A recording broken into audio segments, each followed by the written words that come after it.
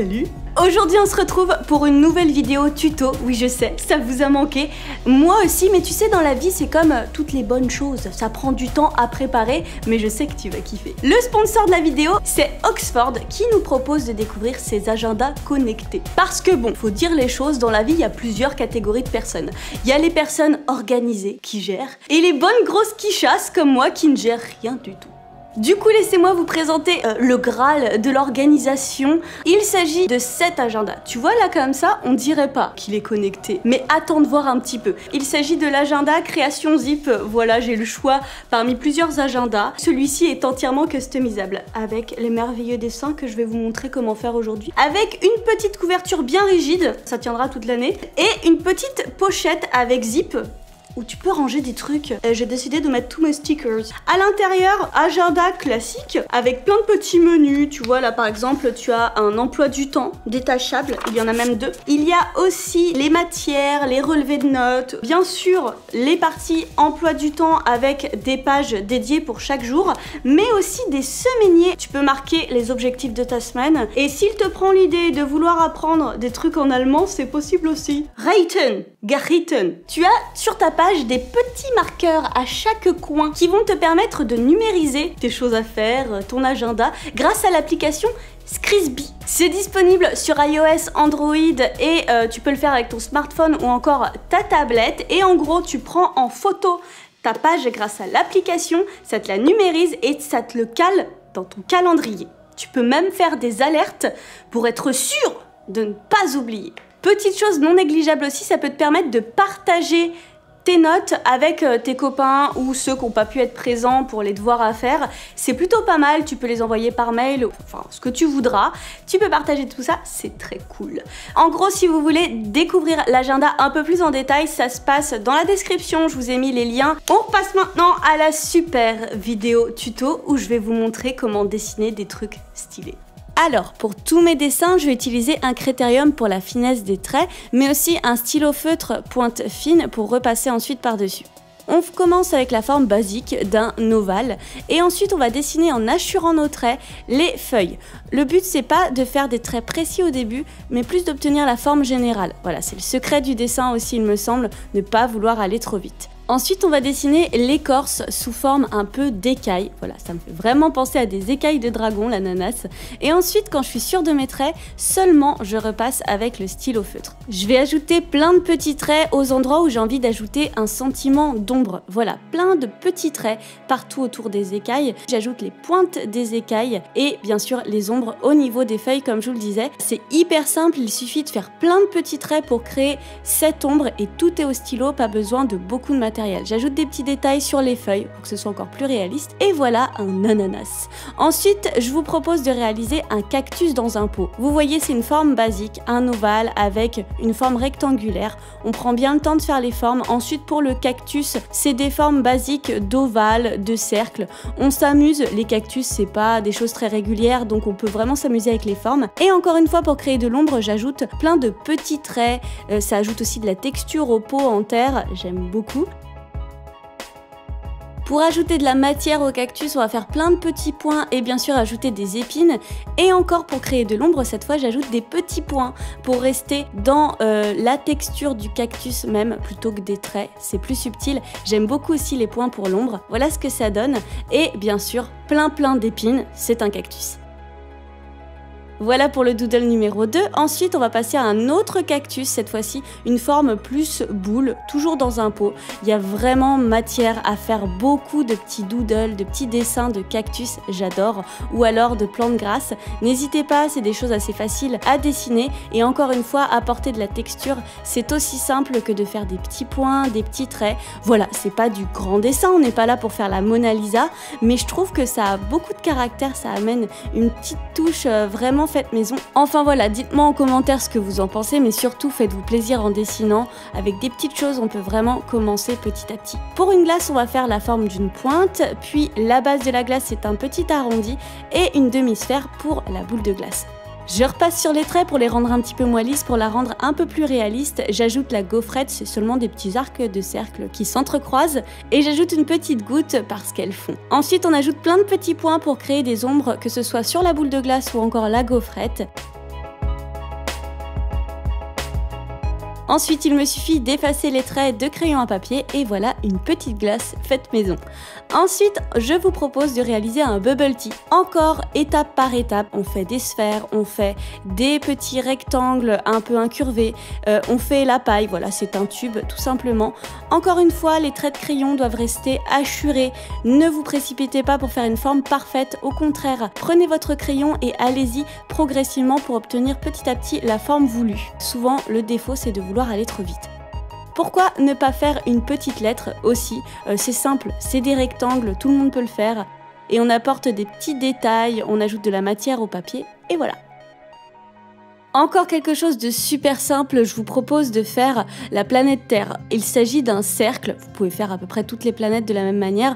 On dessine les continents à peu près comme on les imagine, ça n'a pas besoin d'être parfait. Et on ajoute des ombres, de la matière au continent ou encore des petites vagues. Oui, elles sont grandes vues de loin, mais on n'a pas dit que ça devait être réaliste. Mais voilà ce que ça donne et en couleur ce sera encore plus joli. Qui dit vacances dit aussi valise. Il s'agit d'un rectangle tout simplement. On ajoute des bandes pour faire les liens de la valise et des petits renforts, la poignée. On va ajouter des petites boucles, les petits trous pour les boucles et plein de petits détails, des cartes postales, des stickers.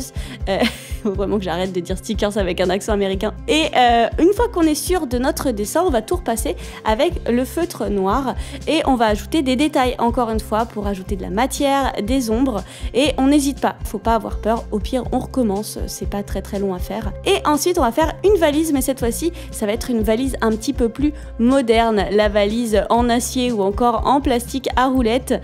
On a besoin d'un rectangle un peu incurvé, avec les bords incurvés arrondis. On ajoute la poignée rétractable, les roues, la petite poignée pour la prendre à la main. Si vous préférez, n'hésitez pas à commencer à faire les ombres au crayon à papier, ça aide à se rassurer si on n'a pas envie de tout rater avec l'étape du feutre. J'avais envie de voir ce que ça donnerait et après on repasse tout au feutre.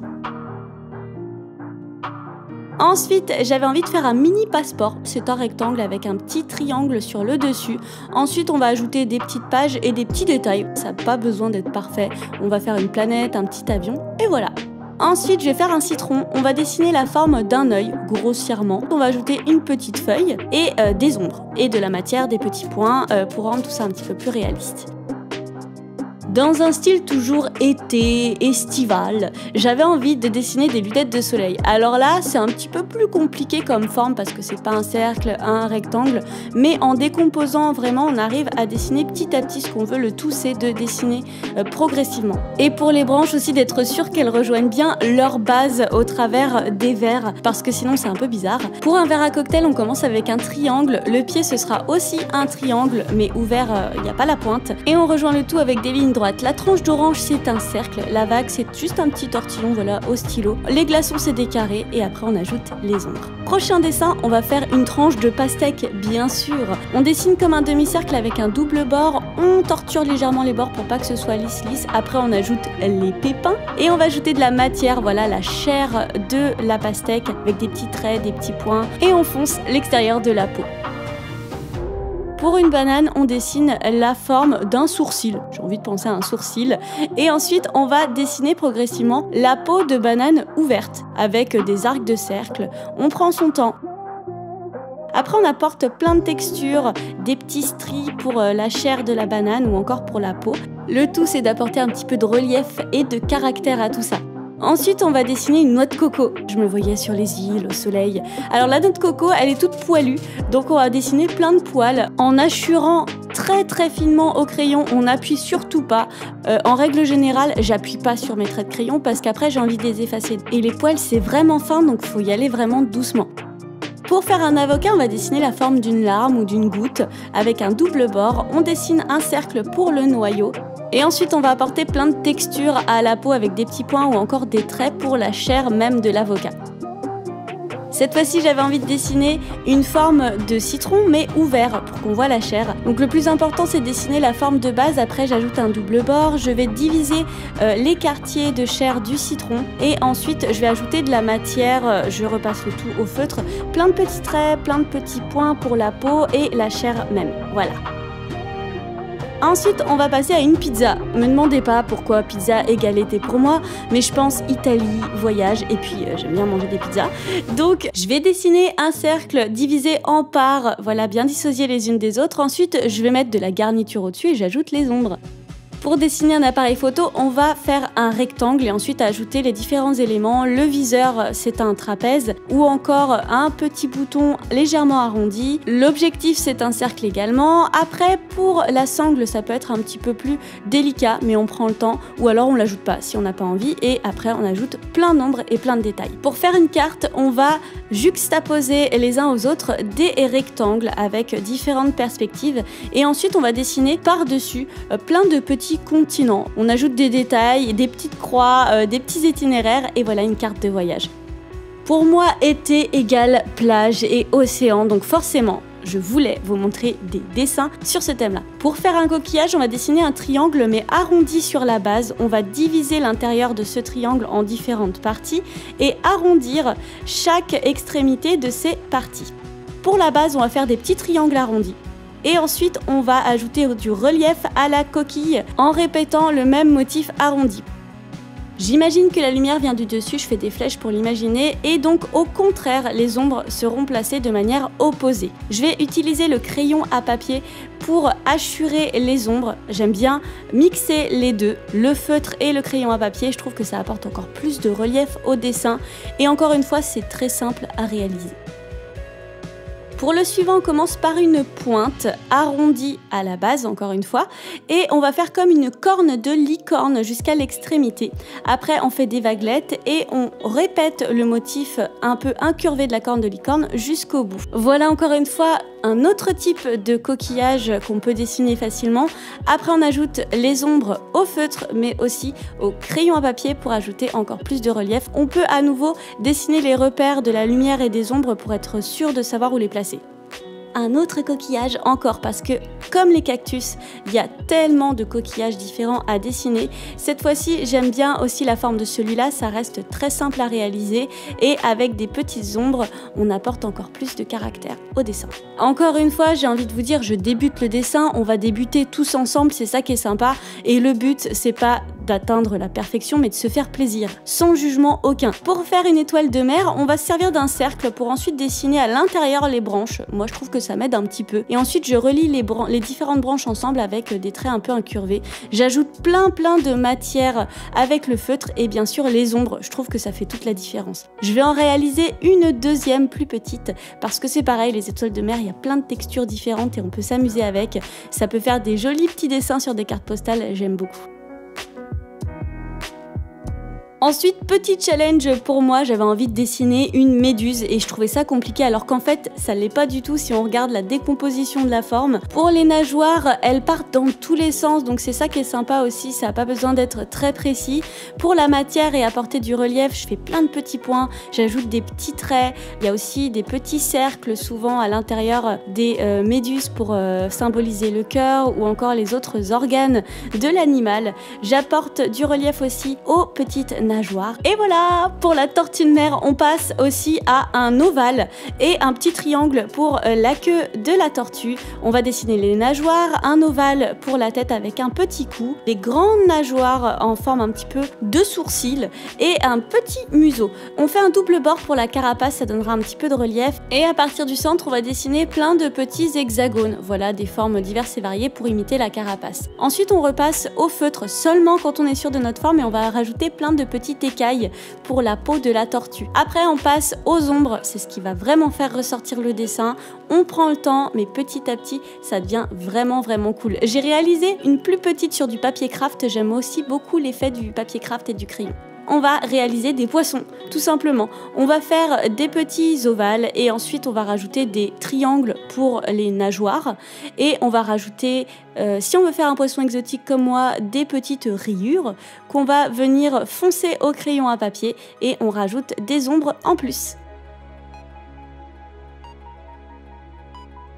Encore un poisson, on va réaliser un ovale, enfin plus la forme d'un œil en fait, et on va ajouter encore une fois les nageoires. Ici c'est pas tout à fait des triangles, c'est un peu plus vaporeux. Encore une fois, ne vous précipitez pas, ne faites pas des traits uniques hachurés pour ensuite trouver la bonne forme. Je sais que moi au départ quand je voulais dessiner, en un seul trait je voulais que ce soit fait, mais en fait c'est pas du tout comme ça que ça fonctionne et ça je commence à le comprendre petit à petit. Encore un exemple qui semble difficile mais c'est juste une somme de petites choses à ajouter les unes aux autres, un crabe. Pour les pinces et tout, bah voilà, je m'y suis pris à plusieurs reprises parce que je voulais vraiment être sûre de la forme de base avant de rajouter plein de détails, parce que si la forme de base est ratée, le reste ce sera pas terrible quoi. Pour les pattes, c'est juste des petits tubes reliés les uns aux autres, les pinces c'est à peu près la même chose et le centre c'est un cercle légèrement déformé, voilà, mais c'est rien de très sorcier. Après on ajoute plein d'ombres, plein de détails et tout de suite c'est beaucoup plus classe.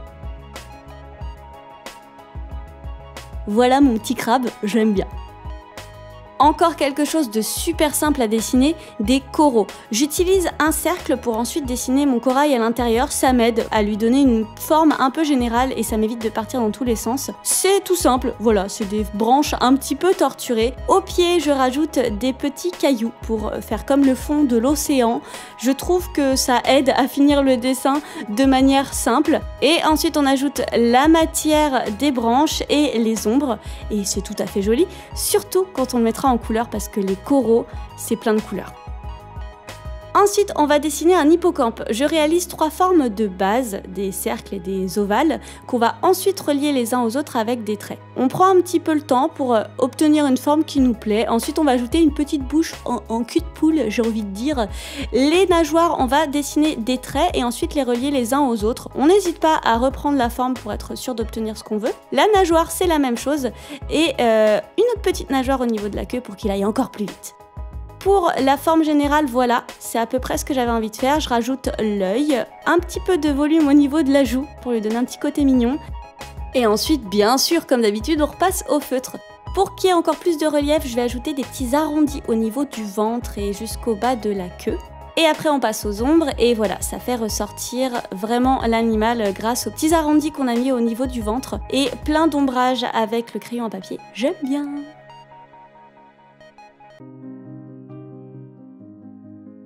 Forme encore simple, on va réaliser une encre. On fait un trait central et ensuite un arc de cercle vers la fin. Et ensuite on dessine notre encre autour de cet axe central. C'est une somme de formes un peu géométriques et des formes un peu plus arrondies. C'est assez simple. Et ensuite on passe aux ombres et encore une fois je trouve que ça fait vraiment ressortir le dessin.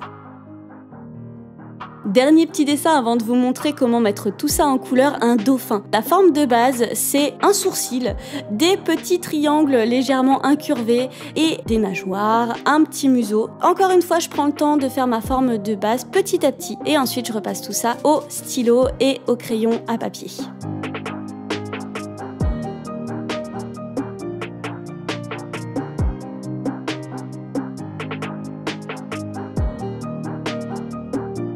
Voilà pour mes petites planches de dessin façon brute, au crayon et au stylo. Maintenant, je vous montre comment passer tout ça en couleur. Au crayon de couleur, surtout parce qu'on en a tous chez nous.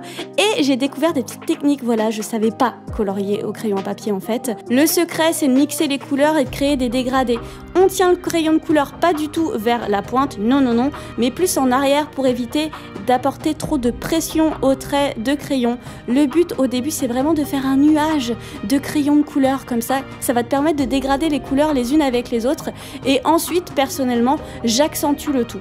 Alors, pour mon petit cactus, au début, voilà, nuage de crayon à papier. Je vais faire un nuage des autres teintes pour apporter un peu de relief et savoir où je vais placer mes ombres, parce que le dégradé sert aussi à faire ressortir des ombres. Et ensuite, j'accentue les couleurs, les 3 couleurs que j'ai choisies, pour faire popper encore plus le crayon de couleur. Mais pas dès le début, parce que sinon on va faire des traits trop prononcés et ça se voit en fait quand on colorie au crayon de couleur. Pour la fleur, c'est pareil, je vais choisir 2 teintes, pas une seule, sinon ça apporte pas de relief. Et je vais mixer les deux pour faire ressortir la petite fleur. Pour le pot de fleurs, c'est pareil, j'ai choisi du orange et deux teintes de marron qui vont bien aller ensemble. Au début, nuage de orange, puis nuage de marron vers les extrémités du pot et la couleur encore plus foncée pour l'ombre sur les bords. Ensuite, encore une fois, j'accentue toutes les couleurs une par une pour bien faire ressortir le design. Petite astuce très cool, on n'est pas obligé d'intensifier les couleurs partout. Voilà, au centre, je laisse un éclat de lumière avec le crayon de couleur très fin, ça apporte du relief et c'est très joli. Pour la valise, ça va être exactement la même technique et en fait pour tous les dessins c'est pareil, on choisit plusieurs teintes pour créer des dégradés et au départ, encore une fois, on y va mollo avec la pression sur le crayon. Sinon ça va faire des gros traits pas beaux et ça va nous empêcher d'apporter des éclats et des zones de lumière un peu comme un objet qui vit quoi et qui reçoit la lumière. Pour le marron, voilà, vous voyez comment j'accentue petit à petit les teintes et comment j'ai choisi des marrons plus ou moins foncés pour les différents éléments de la valise pour qu'ils ressortent les uns par rapport aux autres et les petits éléments dorés, jaunes pour la protection de la valise. J'ai fait les petits stickers de la valise et voilà, c'est la même technique pour tous les dessins. Voilà le résultat pour la planche des animaux de l'océan. J'ai adoré travailler sur celle-là. Je trouve qu'on peut vraiment s'amuser avec le thème aquatique et s'amuser avec les couleurs. Et maintenant, on va décorer notre agenda. J'ai hâte de voir ce que ça va donner. On va utiliser la couverture blanche. Voilà, je la retourne parce que autant l'utiliser et pas gâcher. Et je vais positionner tous mes petits éléments les uns avec les autres. Et bien sûr, on prend le temps de choisir ceux qu'on veut mettre ou non. Et puis, on va garder les autres dans la pochette. Une fois qu'on est sûr de soi, on va tout coller, c'est aussi simple que ça, des dessins au crayon, un tube de colle et on peut customiser son agenda et le personnaliser vraiment comme on veut. Si on veut pas voir le logo parce que ça empiète sur notre dessin, on peut retourner la pochette mais je trouve que ça dérange pas trop. Et on va glisser ceux qu'on n'a pas utilisés dans la pochette, pourquoi pas les échanger avec ses copains, ça peut être cool de s'échanger des dessins et on va passer au test de l'application Scribzy. Alors, on écrit sur notre page d'agenda, voilà, tout ce qu'on ne doit pas oublier. Ensuite, on prend l'application, on va appuyer sur caméra et on va viser les capteurs que je vous ai montrés dans l'intro pour délimiter la page. Voilà, c'est en cours, ça mouline et ensuite ça l'enregistre dans notre calendrier automatiquement. Voilà, au 26, j'ai ma page qui a été sauvegardée. On peut créer une alerte avec l'heure, le jour. Et ce qui est plutôt cool aussi, c'est qu'on va pouvoir créer des dossiers dans lesquels classer tout ça. En gros, si c'est des idées de vidéos, les devoirs à faire ou encore les rendez-vous à ne pas oublier, on classe tout ça et on est sûr de bien s'y retrouver surtout.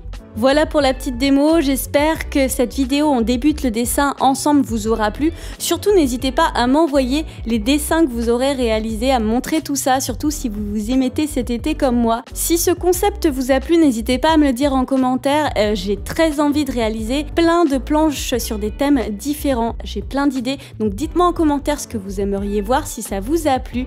On va passer à la petite dédicace au créateur de la semaine. Il s'agit de Choco41 qui a réalisé ces super savons faits maison. J'adore les couleurs, je trouve qu'en plus t'as trouvé des petits moules sympas, j'aime beaucoup le résultat, les couleurs sont chouettes, ça me fait penser à l'été, c'est cool, gros bravo à toi. Je vous fais à tous de très gros bisous et je vous souhaite également de très bonnes vacances parce que voilà, officiellement les vacances d'été viennent de commencer. Big up et courage à tous ceux qui travaillent, je pense fort à vous et on se retrouve très bientôt pour une nouvelle vidéo. Ciao!